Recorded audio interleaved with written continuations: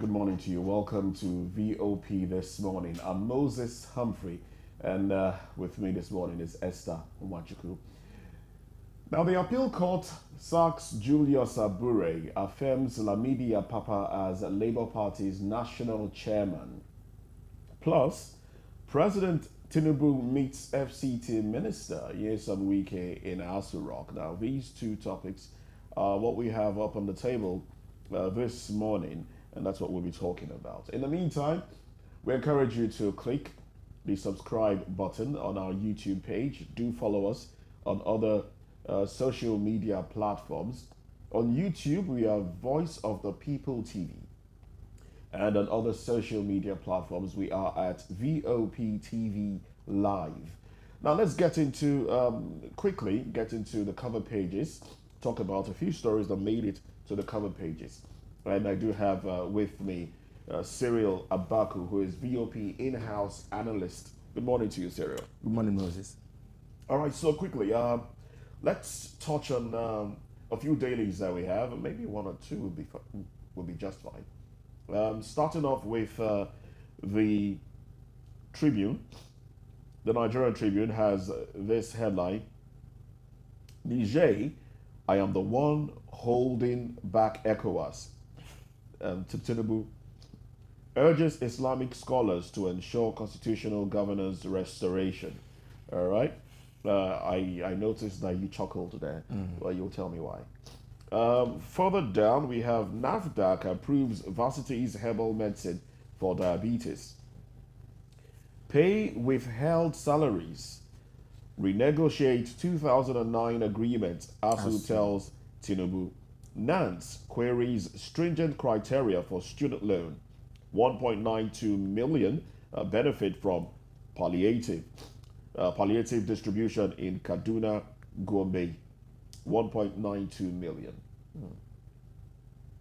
Now, when you go further down, we have Delta communities occupy Shell's Flow Station. Delta communities occupy Shell's Flow Station over non-inclusion in PIA. Threatens to halt crude oil production. Yahaya Bello, Kogi lawmakers storm APC headquarters over Meseko, Okolo, Cross River fumes over Idele. And on top of the nameplates, we have NBS revises methodology for unemployment report, says rate dropped to 4.1% in Q1. Wike orders arrest of landlord as building collapses in Abuja. 2 dead, 37 rescued. Nominations open for 2023 Obafemi Awolowo Leadership Prize. All right, so these are the headlines. So, Cyril, why did you chuckle? The ECOWAS, well, if this is the president, the ECOWAS chairman's exit plan from the whole debacle and the saber rattling that had been on for weeks now, then it's entirely up to him and to the ECOWAS leaders, really. But because clearly there's nothing new that's been done now. You know, in the way that they had said, you must go back to the constitution, you must restore Bazoum, failing which we are going to invade your country. From there, they gave a deadline. From there, they said the defense chiefs met in Accra, Ghana, and said that they had decided on that they had fine-tuned their plans. All what they were waiting for was for D-Day to come. I wonder when D-Day is going to come, because apparently we now say that they want to talk more. But believe me, no amount of talk will restore the constitution of Niger. Well, isn't that what the leaders in the north are calling for? More talk instead of no, it's fine. Invasion. It's fine, but the question is, can talk take the soldiers away? The answer is capital no, except the miracle happens. And I don't know if you recall, I said it here during the Sudan evacuation story. I told you that, when you were asking why Sudan to go and study Sudan, I said it's not about Sudan. It's about the way they see themselves. It's about the way northern Nigeria sees itself in relation to the countries connubiating Nigeria from their own end. For them, it's one big spiritual, cultural family. Yeah, so going to school in Sudan is not necessarily an academic demotion of if that's how you want to see it. For them, it's even an ascendancy. How has that comment been justified or been corroborated? Former governor of Kaduna State and Minister of the FCT, National Rufai did say that invading Niger will be like brothers going to war. Yeah. Then he went on to say that northern Nigeria and Niger are one. When you hear these things, the president can no longer. In fact, you see what he has said. I that was talking about invading Niger. I'm the one holding Ecowas. That even put it in writing to the Senate. That asked for them to approve that troops be deployed. And Ecowas people met in Abuja. The whole, like I said, the whole saber rattling, the whole issue of going to it's not war really. Using force to oust the regime had been the Ecowas chairman's idea from the get-go. He is the one now saying, I am the one holding back. Because of course, a president's foreign policy could become his domestic undoing. So the politics always controls everything else. The Americans came to President Tinubu, supported him, told him that they will give him all the backing he needed to go to Niger and so on. Now what has happened? Everybody appears to be running with their tail between their legs. Let's see where it goes. But I think somehow we've settled for it. Settled for what exactly? For that Bazoum is gone and that the coup will stand in Niger. but now what you've always said here that the president is one to avoid confrontation as much as he can. Except that in this particular instance, he was caught between two extreme odds, and he was confused which way really That's to how turn. you put it. Well, the reality is that there is one of these may affect him personally. Wait, and that's why Cyril, I think yes. I've said this before, and I'll say it again.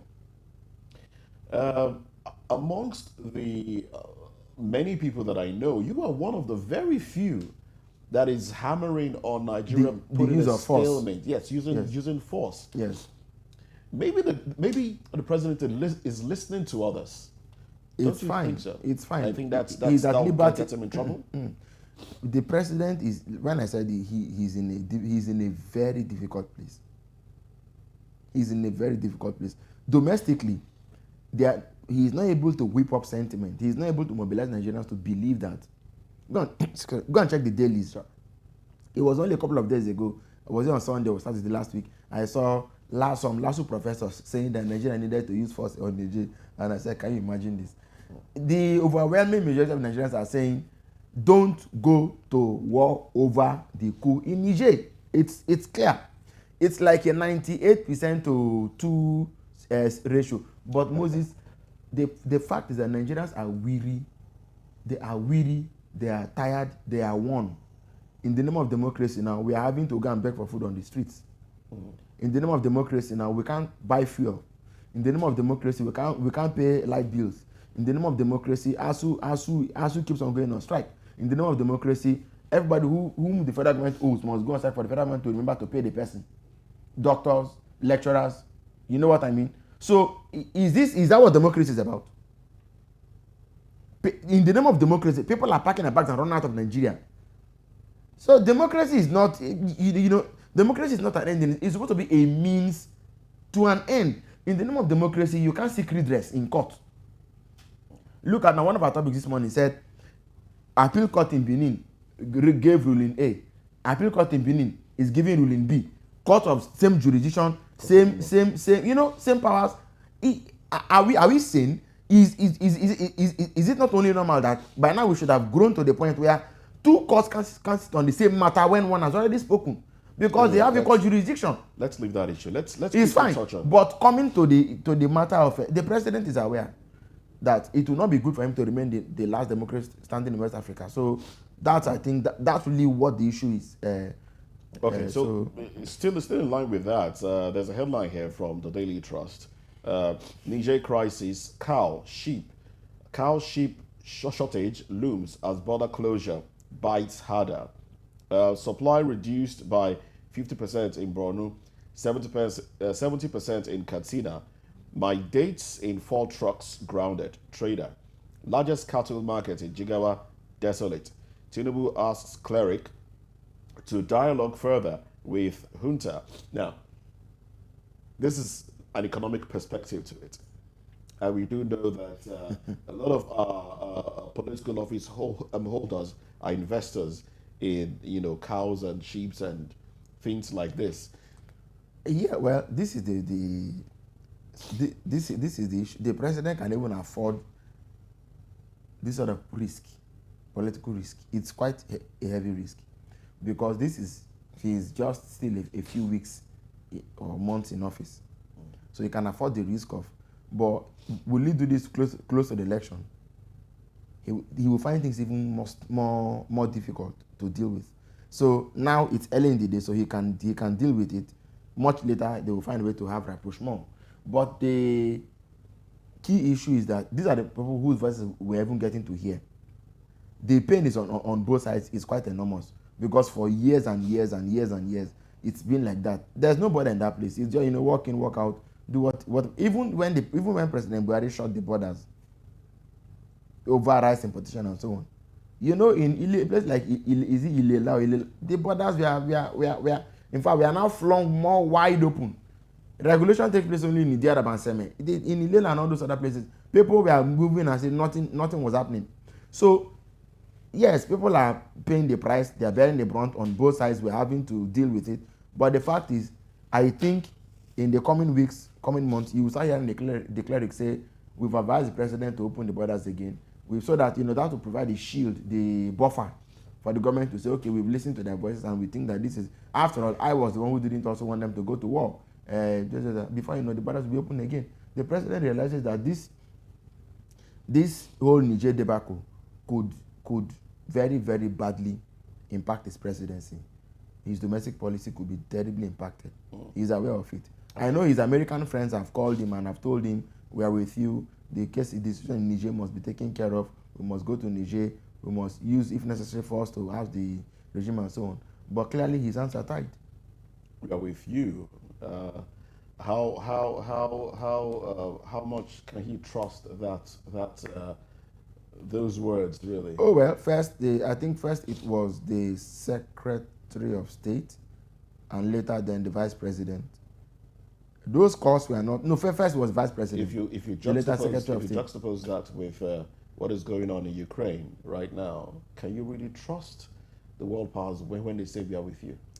Well, it depends. So again, you must have something on offer that they need. That's the only way you know that. I mean, like Ronald Reagan said, trust but verify.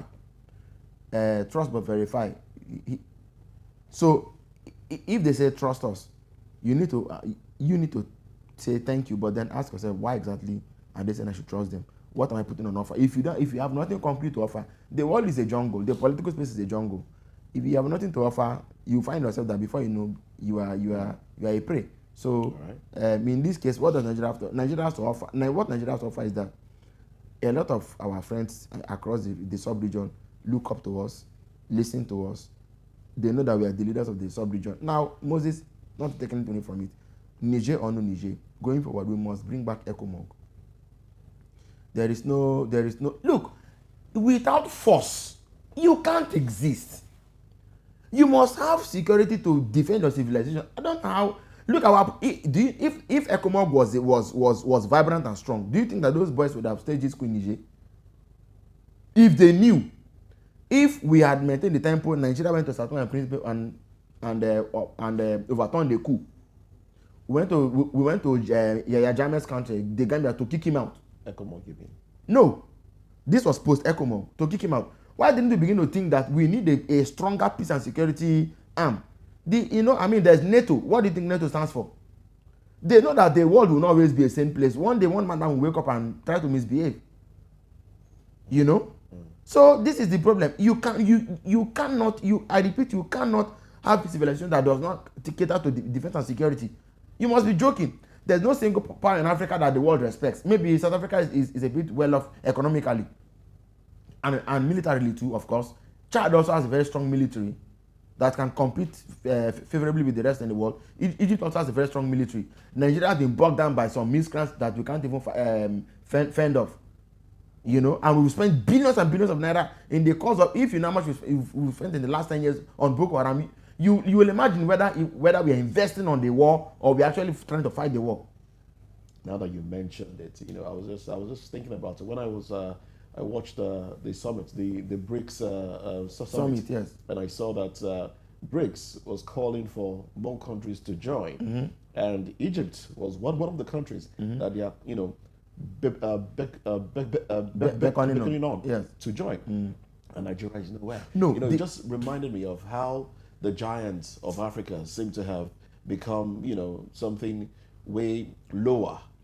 Nigeria's problem is that we carefully pushed out the mind. We carefully pushed out the brains. We carefully pushed out anything intellect and philosophy could do for us, and just resorted to Hobbesian pragmatism and the instinct of the buccaneer. We just come, gather, chop, walk away. Come, gather, chop, walk away. Nothing stands in the name of Nigeria. The Nigerian problem is not something that we can discuss in a newspaper review, please. But the reality is that it's because we've gone back. You know, we've gone backwards as a country. We've gone backwards. Where we were in the 70s and 80s is not where we are today. So nobody should even pretend about it. Corruption and tribalism and nepotism and cronyism and all the whatever have over the years eaten up whatever good with Nigeria. It had a country that they saw your policemen riding a bus over a citizen, and they should respect us. Oh well. A country in which monkeys and pythons appear in the daytime to swallow money in government offices, and they should respect us. What does Nigeria have? Power, you don't have power. Roads, you don't have roads. The difference? What's the difference between that and a country where a policeman puts his knee on the neck of no, but you could see that and kills him? Now the whole world knows that they've said redress there. There's redress. The society came out and said no, we don't want, and there was redress. In Nigeria today, can you see a policeman and walk up to him, see that and say that on the road, the person that you saw a policeman and you were comfortable, you gave him a ride, come on. All right, let's finish up the headlines from the Daily Trust, and then we'll wrap up this show, this part of the show. Still from the Daily Trust, Dangote beats MTN Globalcom banks to emerge most valuable brand in Nigeria for 6th year. My educational records not relevant to Atiku's petition, Tinubu tells U.S. court. Japa, Nigerians stranded in UK after emptying savings on travel. And then we also have headlines here. Waiting for 1 hour shows you working for 1 hour shows you are employed. NBS tells Nigerians. Man, wife arrested for stealing neighbor's 2-year-old son. Tinubu's economic reforms to attract investment to Nigeria. Shetima.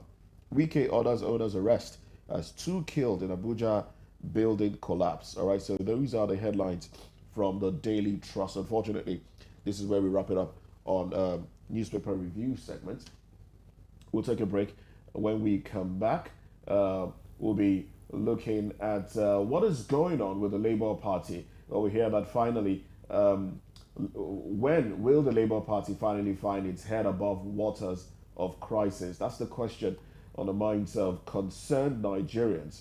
Well, the Court of Appeal in Owerri, Imo State, yesterday sacked Julius Abure and affirmed Lamidia Papa as the party's national chairman.